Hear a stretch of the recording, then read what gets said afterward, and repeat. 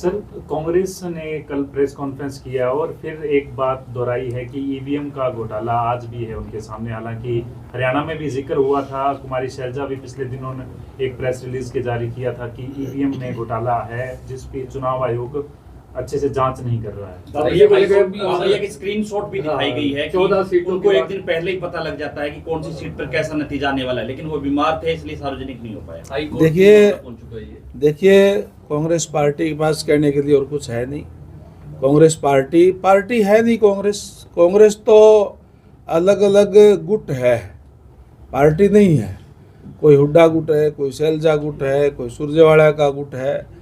और आज जो उन्होंने कारनामे किए अपनी सरकार के समय में, जिस तरीके से युवाओं के साथ धोखा करने का काम किया, नौकरियां बेचने का काम किया और केवल गरीब लोगों से वोट हथियाने के लिए एक ही बात कही कि कांग्रेस का हाथ गरीब के साथ, और जब सरकार उनकी बनी तो केवल उनके साथ धोखा करने का काम किया, कुछ देने का काम नहीं किया। आज इसीलिए हर वर्ग के लोग कांग्रेस से जो है दूर होते जा रहे हैं। किस तरीके से किसानों को मुआवजे के नाम पे 1-1.5 रुपये का चेक दे करके और वो उनके साथ बदा मजाक करने का काम करते थे, लोगों को याद है वो सारी बातें।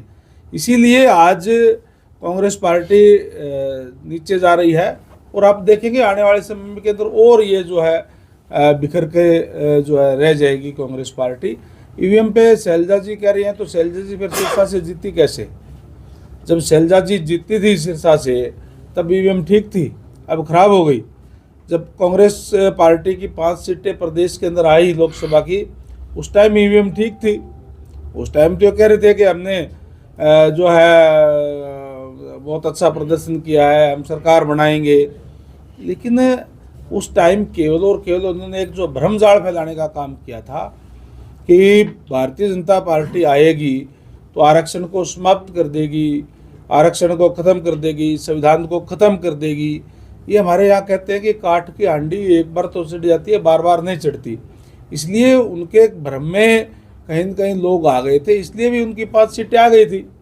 आज हमारे कार्यकर्ता ने, हमारी पार्टी के नेताओं ने वार्ड स्तर तक जा कर के और लोगों को बताने का काम किया है कि कांग्रेस पार्टी तो वो पार्टी है जिन्होंने अपने समय में संविधान की धज्जियां उड़ाने का काम किया। 1975 में देखा किस तरीके से इमरजेंसी लगा करके जो जुल्म और ज्यादतियाँ अंग्रेजों ने नहीं की थी वो उन्होंने यहाँ करने का काम किया। तो लोगों को वो बात समझ में आ गई। एक बार बहकाया जा सकता है, बार बार बहकाया नहीं जा सकता। सेंटर में आपकी तीसरी बार रिपीट हुई सरकार, हरियाणा में तीसरी बार रिपीट हुई, अब महाराष्ट्र में तीसरी बार रिपीट हुई। क्या आपको लगता नहीं कि ईवीएम का मुद्दा वहां भी उठने वाला है महाराष्ट्र में? ईवीएम का मुद्दा तो मैं अभी कह तो रहे कि ईवीएम के मुद्दे के लिए उन्होंने कल भी प्रेस कॉन्फ्रेंस करी है।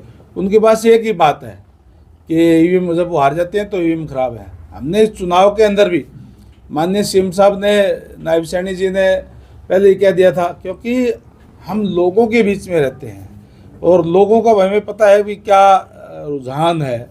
और उन्होंने कहा था कि जैसे ही रिजल्ट आएगा कांग्रेस एक ही बात कहेगी कि ईवीएम खराब है, और वही उन्होंने कहा।